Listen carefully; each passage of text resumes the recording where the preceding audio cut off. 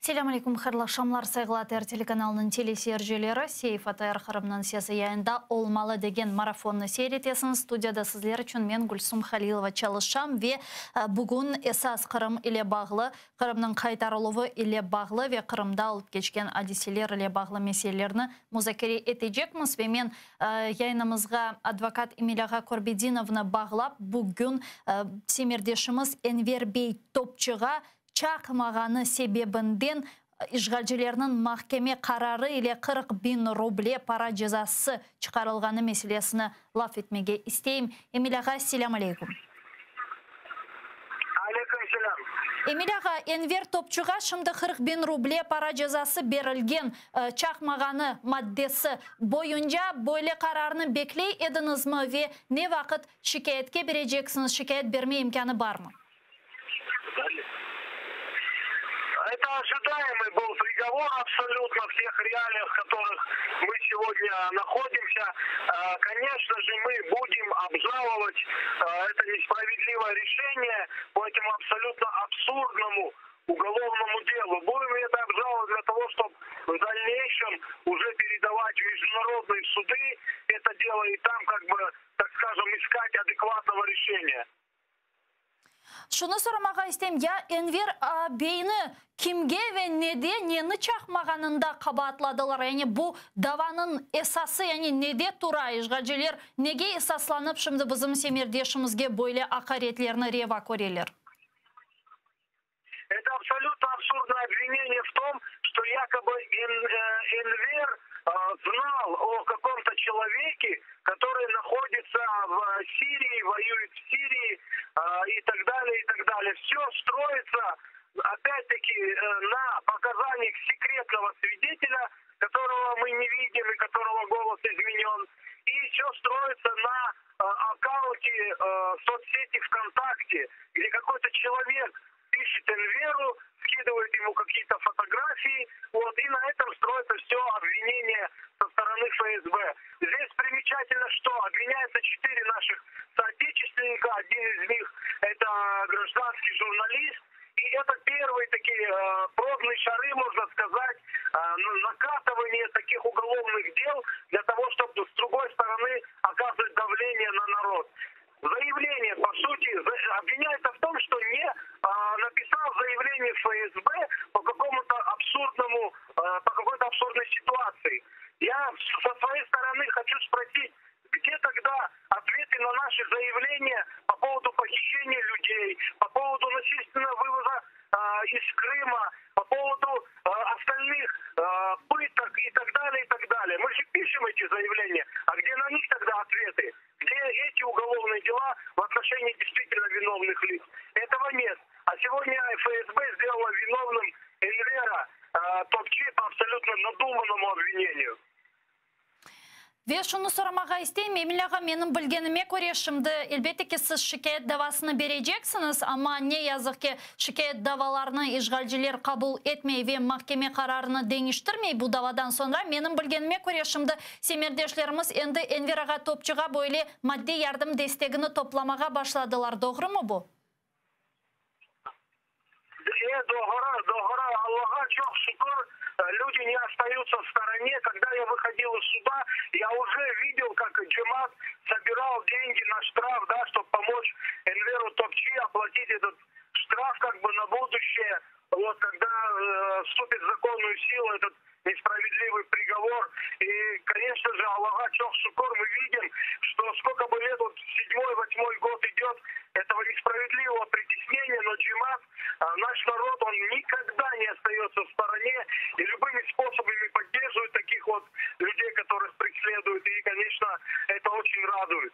Çok sağ olunuz Emil Ağa, bizle bağlanıp tavsiyatlarını tarif ettiğiniz için. Advokat Emil Korbedinov bizle canlı bağda edi. Onun da tasdiqlagan malumatına göre endi semirdeşlerimiz, yani sizler Enver Ağa Topçuğa yardım etmek için bu demek esassız ve adaletsiz cezanı kapatmak için para toplamağa başlaganlar. Menin bilgenim işte destek etmege istegenler ve bu aksiyaga koşulmağa istegenler Kırım Birdemligine müracaat ete bile ve yardımlarını andan işte yolay bile Enveraga topçuğa da bir kere bizim halkımızga böyle birlik bu meselelerde, bu konularda birlik olganı için teşekkürler bildirmege isteyim ve bu ve diğer meseleni Kırım Tatar Milli Meclis Reisimiz Rifat Ağa Çubarov'nen de laf etmege ister edik. Rifat Ağa, selam aleyküm.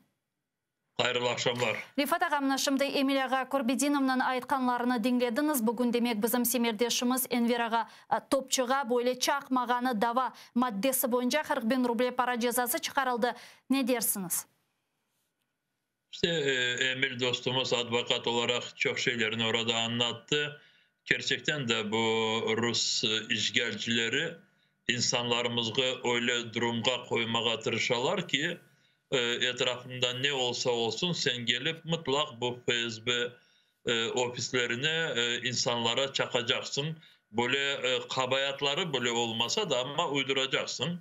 İşte bu Rus işgalci rejimin böyle kendisinin davrandığını gösterir.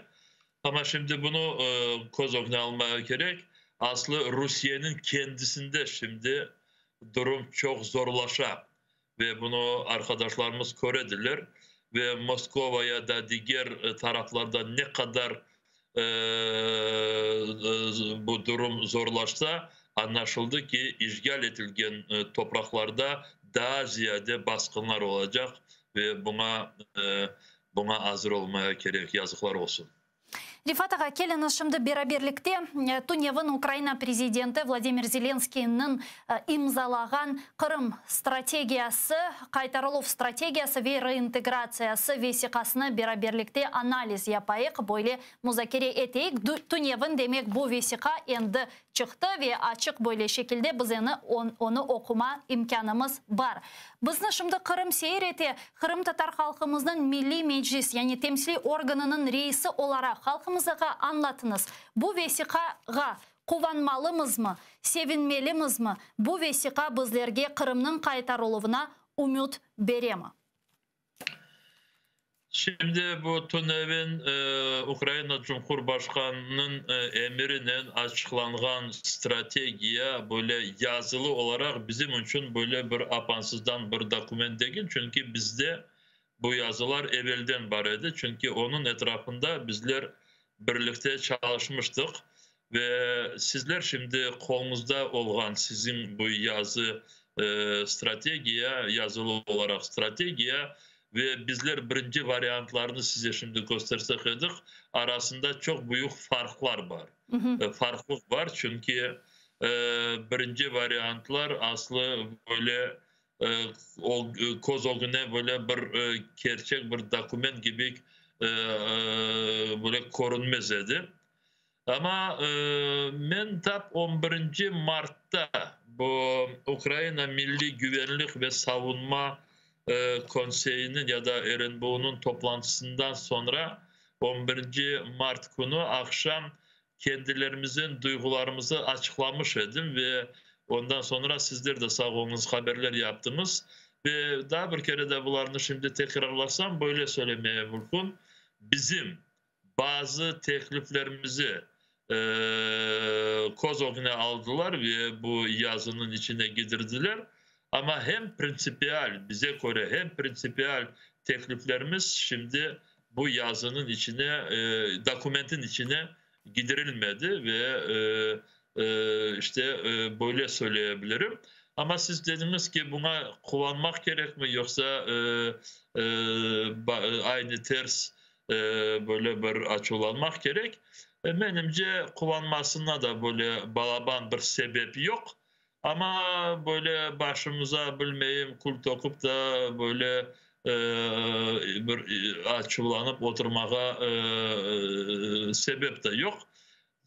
Birinciden aslı böyle doküment kabul ettirilgenine buna ben pozitif şeklinde söyleyebilirim. Çünkü bunun etrafında şimdi devlet organları çalışacaklar. Ama Bu dokument şimdi bilmiyorum arkadaşlarımız o kadar meraklandılar mı?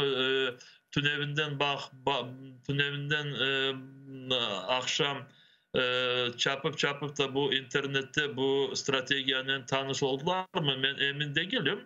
Ama tanış olacaklar, onu biliyorum. Ve burada onlar hatırlarlar şimdi ben söyleyeceğimi. Stratejiye bu yönelişler gösteriliyor.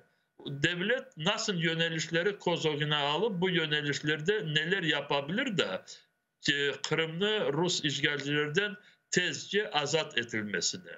Ve bu yönelişleri şimdi yapılacak çalışmalarının doldurmaya gerek. Ve stratejiyanın ayrıca böyle bir noktasında işte bu planını kurulmasına hükümetke vazife verildi. Ve siz de onu okumuştursunuz. Tünev'in Cumhurbaşkanı'nın emrinde de yazılmıştı.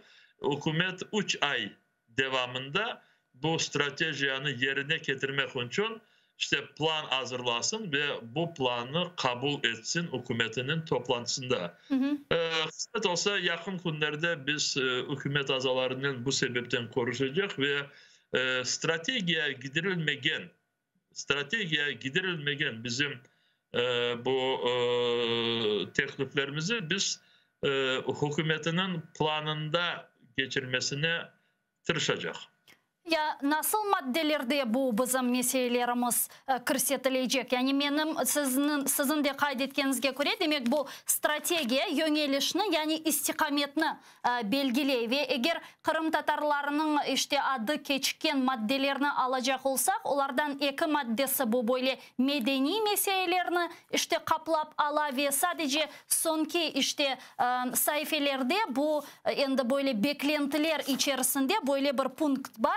Відновлення та забезпечення прав представників кримськотатарського народу та інших корінних народів національних меншин. Yani bu madde içerisinde mi bizim işte sizin teklif etken muhim prinsipiyel sualleri plan hareketlerine girecek benim anlağanım ya da yok?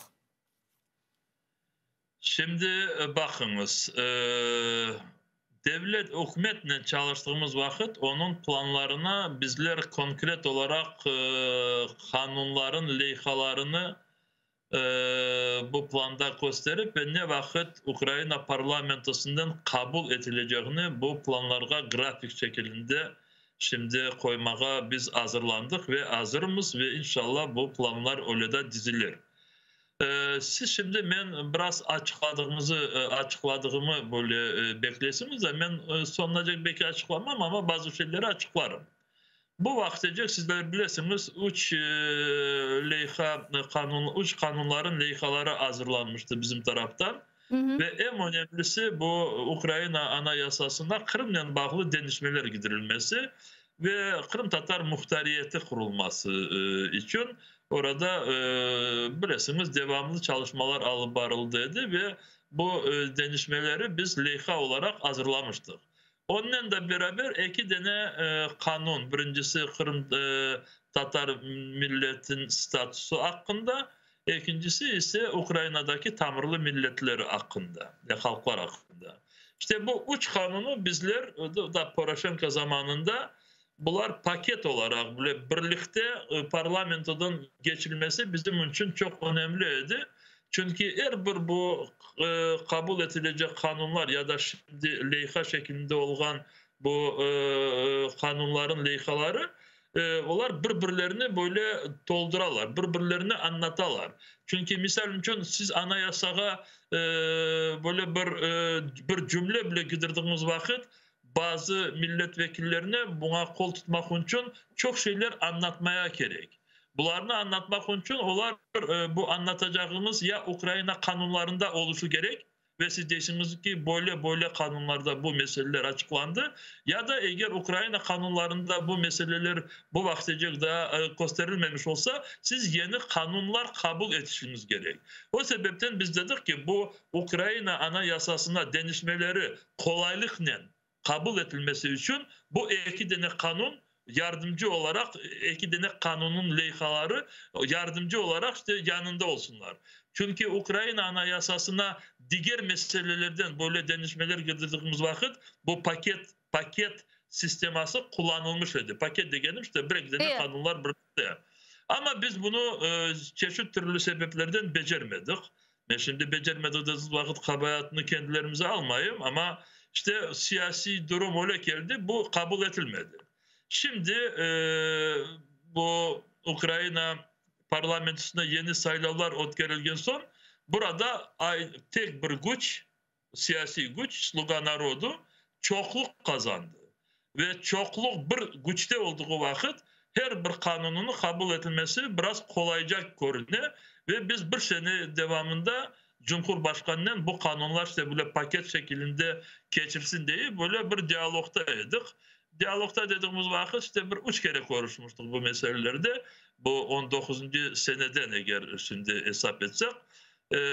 İşte olur, böyle olur, öyle olur, bakayık, düşüneyik. Ne olsa da şimdi dedik ki kendimize eğer bu uç kanunlar bir kereden kabul edilmeyecek gibi görünse, birinciden bu Ukrayna'daki tamirli halklar etrafında kanun kabul edilsin. İkincisi bu Kırım Tatar halkı statüsü kanun. Ve şimdi hükümetle biz endi stratejiye kaytayıq. Ben sizi çok uzakka alıp vardım da stratejiye geldiğimiz vakit bu stratejiye bizim taraftan gidirilmemiş tekliflerimizge yakınlaşmak için şimdi biz hükümetinin planına bu 2 tane kanunu koyacak şimdi de ve hükümetle biz bunun etrafında endi çalışıyıq. Yani mına sizin aytkanlarınızны böyle daha anlayışlı şekilde halkta da bir kere anlasın deyip men böyle kıskadan aytayım. Demek Ukrayna hükümeti bu stratejiya yönelişleri ve istikameti boyunca hareketler planını tizgeni vakit bizim tamir halklar ve status kanun maddeleri bu plan hareketlerine kırsetilecek. Doğru mu anladım? Öyle.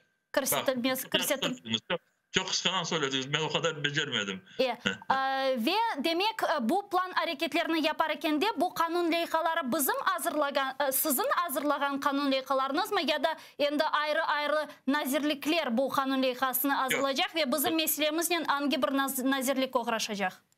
Yok, benimce de gel. Biz şimdi çalıştığımız bizler hazırlagan kanunlar esas olarak şimdi onlar alındı. Ama onlara ufak tüfek denişmeler giderilebilir burada. Çünkü misal için Tünev'in biz oturup baktığımız vakit bizler hazırladığımız bir noktada ben de bir düşünüp kaldım. Çünkü bir-iki sualler oldu. Şimdi bugün yarın mütehassislerden o cümle o noktanı bakacak da o paragrafını bir kere de bakıp çıkacak.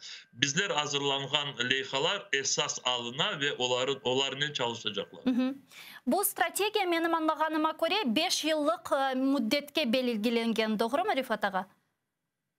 Bu 5 yılga elbet 5 yılga ama şimdi anlayayım ki ne desem Kırım'da böyle şeylerge çok dikkat olurlar. Biz kendimiz de burada çok dikkatimiz.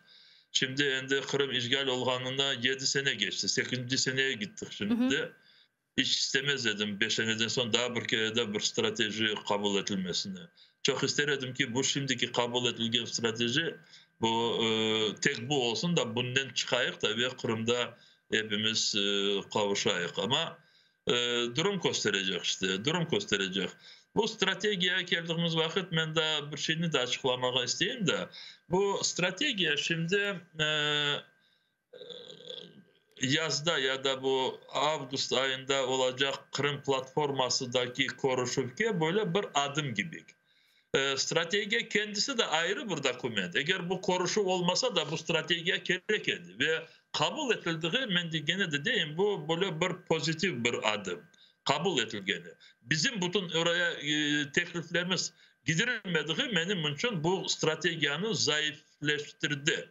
Zayıf görünüyor bana bu strateji ama şimdi gene de Kırım platformasına geliyorum.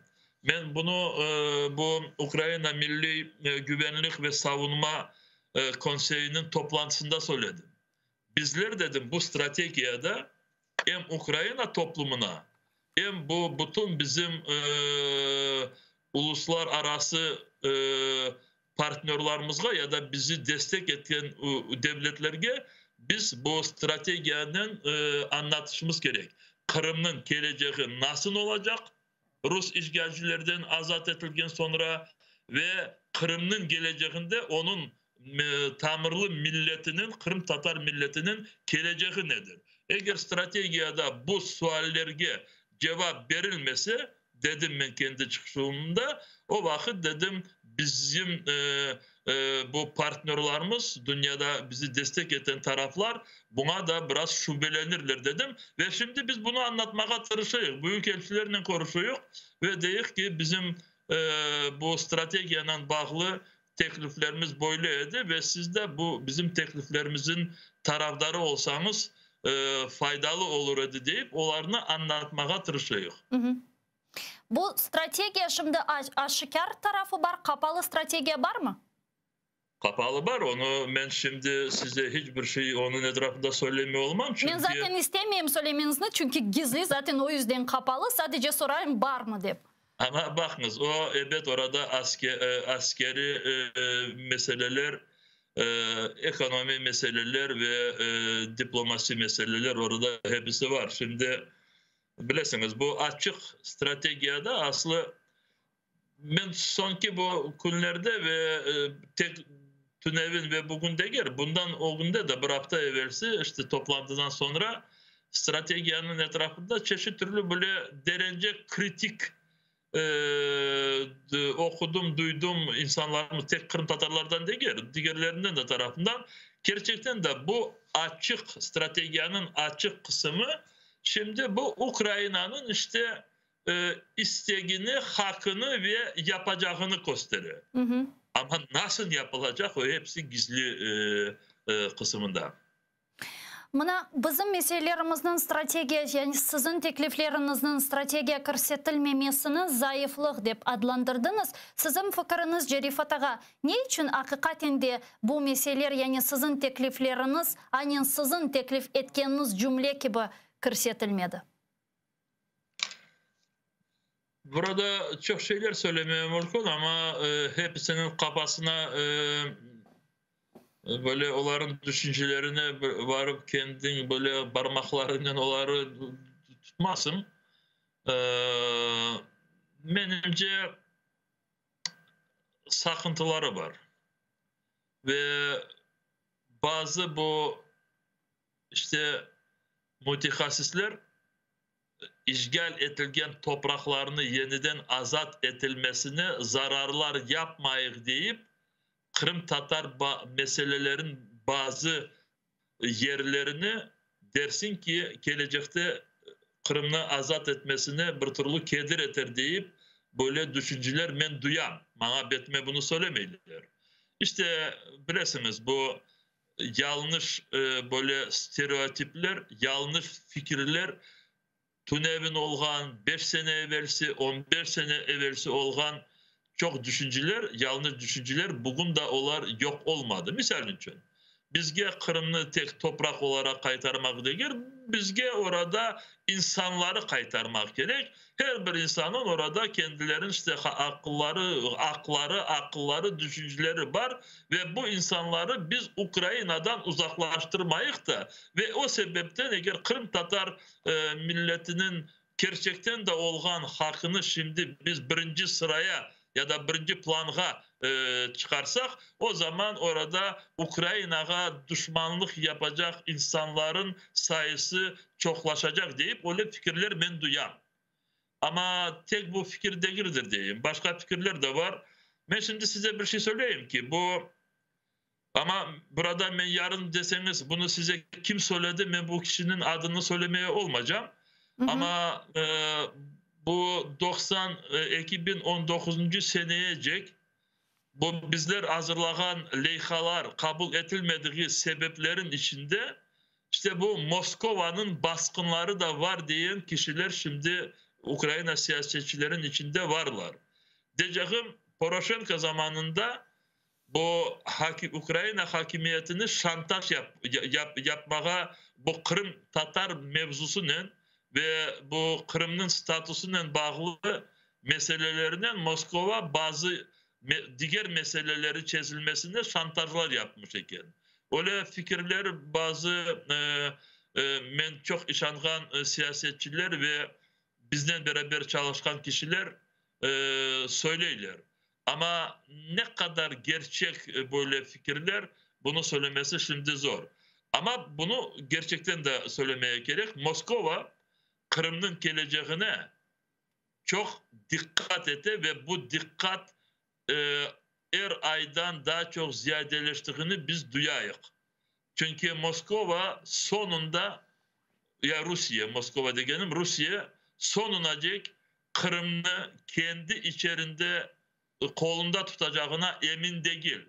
Rusya yavaş yavaş yavaş yavaş Kırım gene de Ukrayna'nın kontrolüne kaytacağını, endi böyle keskinden yok olmaz demekten biraz vazgeçe. Çünkü dünya tarafından çok baskınlar yapar da ve Rusya şimdi Kırım'ın geleceği statüsü Rusların kolundan, oradaki yaşayan Rusların kolundan hiçbir vakit bu kontrol azlanmasın deyip Kiev'e, bugündeki Kiev'e becerdiği yerde baskınlar yapabilir.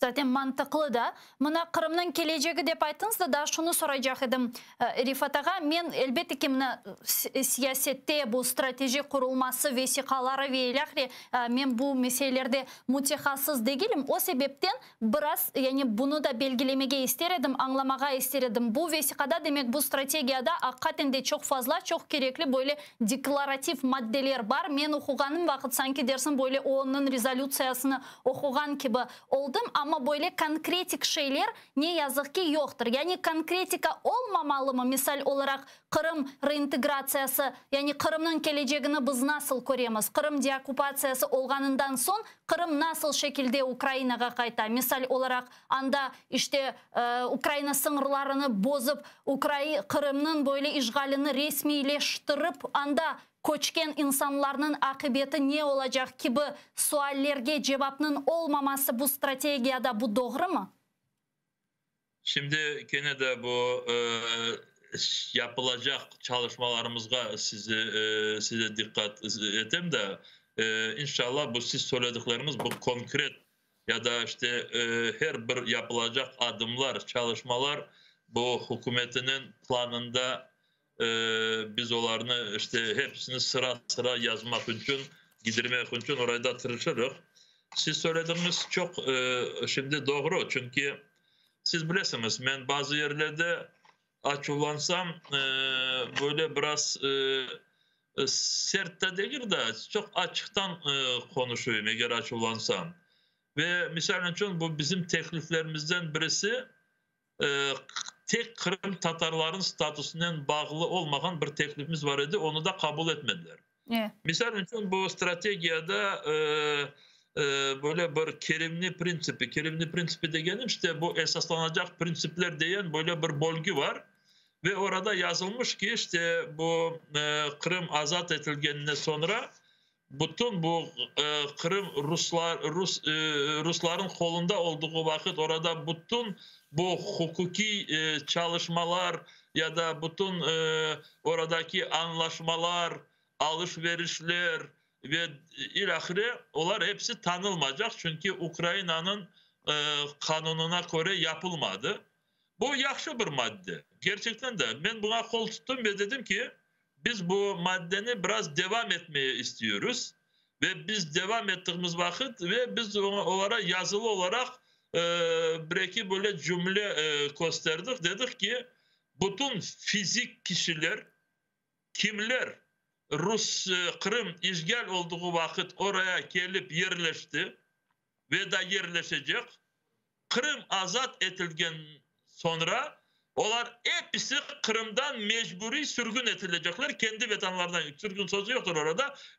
Mecburi Kırım'dan çıkarılacaklar ve kendi vatanına gidecekler. Buradakileri buna karşı oldular. Ben dedim neden? Ya dediler bizim kanunumuzda şimdi yazılmış ki Ukrayna'nın sınırlarına kanunsuz eğer birisi yabancı peyda olsa Ukrayna kanunlarına göre ona ceza verilir. Ben dedim bilem verilir. Çünkü o ceza administrativnaya, nakazanya administrativnaya eğer şimdi birisi haksız Ukrayna'nın toprağına gelse gerçekten de yarın bir gün tutulsa ona mahkeme ola ve bu mahkemeden onu Ukrayna'nın sınırında çıkarabilirler. Ama burada başka şeyler. Bu insanlar göçtüler, evler satın aldılar ya da toprak aldılar. Orada çalışmalar yaptılar. Burada çok böyle olar hareketler yaptılar ve o sebepten burada bugündeki kanunlar yeterli değil. O sebepten ben dedim yeni kanunları kabul edeyik de ve bu insanlar tek böyle soru ceza değil de administratifne naказание ama kriminaline dedim bunlar cezasını yüksek şekilde versinler. Bunlar buna karşı oldular. Bu aslında milli tehlikesizlik meselesi benim anlağanıma göre. Çünkü 1944 senesi bizlerini evimizden sürgün etken son evlerimizge NKVD'şniklerini yerleştirdiler ve bu NKVD'şnikler 2014 senesi onların endi balları, torunları Rusiyaga kirmey için o'zining Ukrayn pasaportlarini yakıp bu andaki sanki dersin bu Ruskaya nasilение degen insanlarını temsil ettiler. Yani bu böyle milli xavfsizlik, milli güvenlik meselesi aslında dep men şahsen düşünem.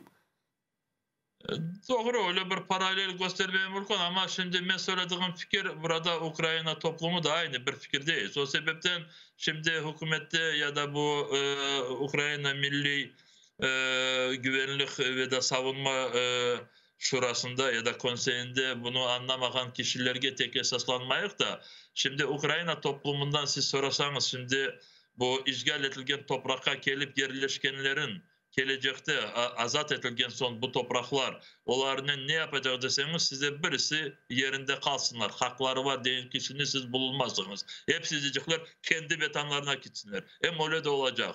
Donetsk, Lugansk'tekileri de ve Kırım'dakileri de. Orada yerleşken kişilerden aslında biz buna endi hiçbir türlü çare vermek. Çünkü gelip de şimdi bizler orada haksız olduğumuz vakit Ukrayna devleti kendi oradaki toprağını kontrol etmediği vakit o kadar gelip de orada böyle aydutlar gibi yerleşip de orada kendilerini yaşayış hazırlayıp da son azat edilgen son ben aslı bunu çok uzatmaya da istemeyeyim. Birisine orada bir türlü şans vermeyecek. Hepsi kim gelip orada Ruslar vaktinde yerleşti, işgalciler vaktinde. Onlar hepsi kaytacak evlerine.